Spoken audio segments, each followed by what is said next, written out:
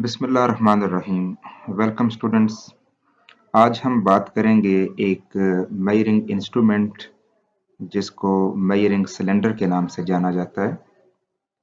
बेटा, एक measuring cylinder जो है उसको इस्तेमाल करने का बुनियादी मकसद ये है कि जब भी आप किसी लिक्विड का वॉल्यूम फाइंड आउट करना चाहें या किसी भी सॉलिड मटेरियल ऐसे जो वाटर में या किसी लिक्विड में डूब सकते हों, उसके अंदर सिंक कर सकते हों, तो अगर आप ऐसे सॉलिड्स का वॉल्यूम भी फाइंड करना चाहेंगे तो आप मेजरिंग सिलेंडर को ही इस्तेमाल करेंगे।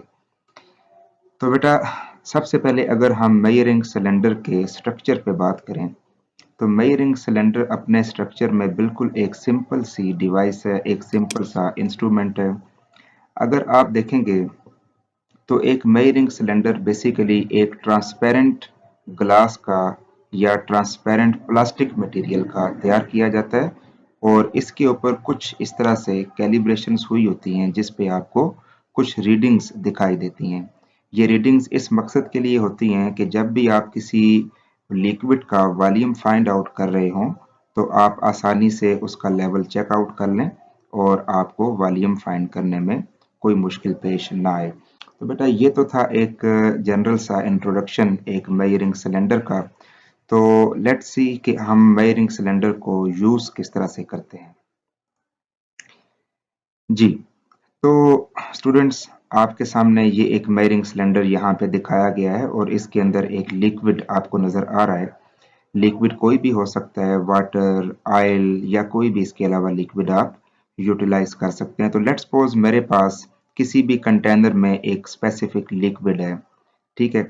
हमने उसका वॉल्यूम फाइंड आउट करना है, तो जस्ट हमने करना यह है कि उस लिक्विड को इस मेजरिंग सिलेंडर के अंदर आप पुट कर दें, उसको इसके अंदर डाल दें। इसके बाद आप उसका मेनिस्कस चेक करें, उसका लेवल चेक करें कि उस लिक्विड का लेवल कहाँ पे आके रुका। ठीक है, जैसा कि आप अगर इस मेजरिंग सिलेंडर जो कि स्क्रीन पे आपको नजर आ रहा है, तो इसका अगर आप लेवल गौर से देखेंगे तो वो आपको 79 तक नजर आएगा। अब चूंकि इस मेजरिंग सिलेंडर में जो वॉल्यूम दिखाया जाएगा या जो आपको वॉल्यूम फाइंड जब आप करेंगे तो वो मिली लीटर्स में शो होगा। ये ऊपर आपको नजर आ रहा है ml लिखा हुआ है, तो ये मिली लीटर्स में आपको किसी भी चीज का वॉल्यूम बताएगा।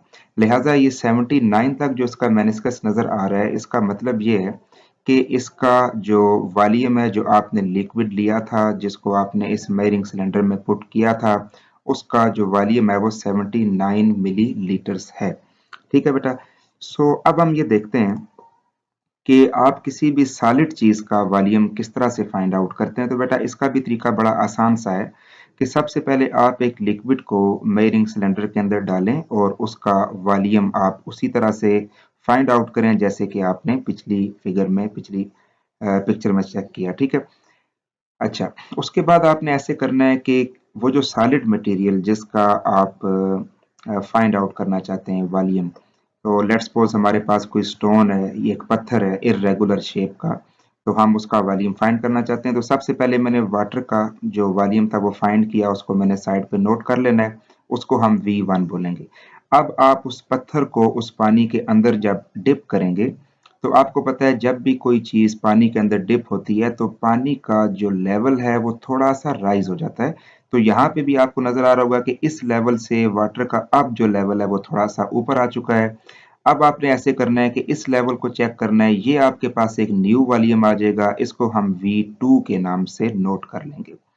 उसके बाद आप V2 में से अगर V1 को माइनस कर लें, यानी इन दोनों वॉल्यूम्स का डिफरेंस ले लें, तो अब जो आपके पास आंसर आएगा वो आपका दरअसल इस सॉलिड इर्रेगुलर शेप स्टोन का वॉल्यूम होगा।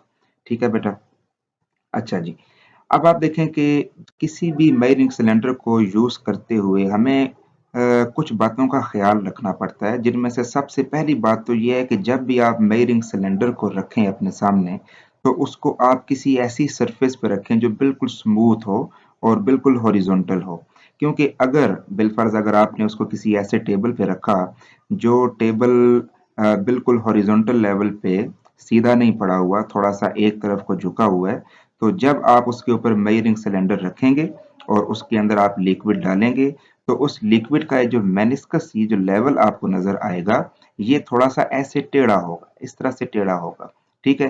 तो जिसकी वजह से आप इसका लेवल ठीक से चेक नहीं कर पाएंगे। पहली तो प्रिकॉशन ये है।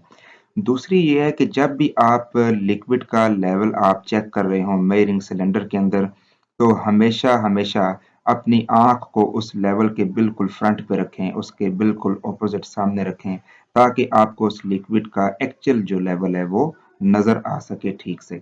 बिकॉज अगर आप उसको थोड़ा सा ऊपर से देखेंगे तो आपको उसका लेवल थोड़ा सा असल जगह से नीचे दिखाई देगा, जो कि एक्चुअली नहीं है।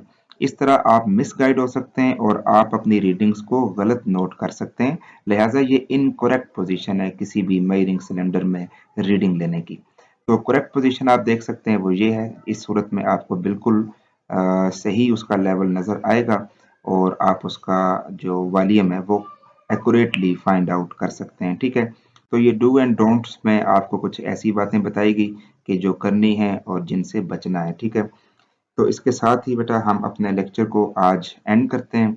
इससे पहले कि हम अपनी वीडियो को एंड करें, आप सब बच्चों से ये गुजारिश है कि हमारे इस चैनल को जो यूट्यूब पे एक्सपर्ट्स हाउस ऑफ नॉलेज के नाम से हमने लॉन्च किया, इसको आप लाइक करें, इसको शेयर करें अपने फ्रेंड्स के साथ और इसको सब्सक्राइब भी करें, ताकि हमारी आने वाली वीडियोस आपको नोटिफिकेशन में नज़र आती रहें। इसके साथ ही मैं आपसे इजाज़त चाहूँगा बेटा। अपना ख्याल रखिएगा। Thank you so much. अल्लाह हाफिज़।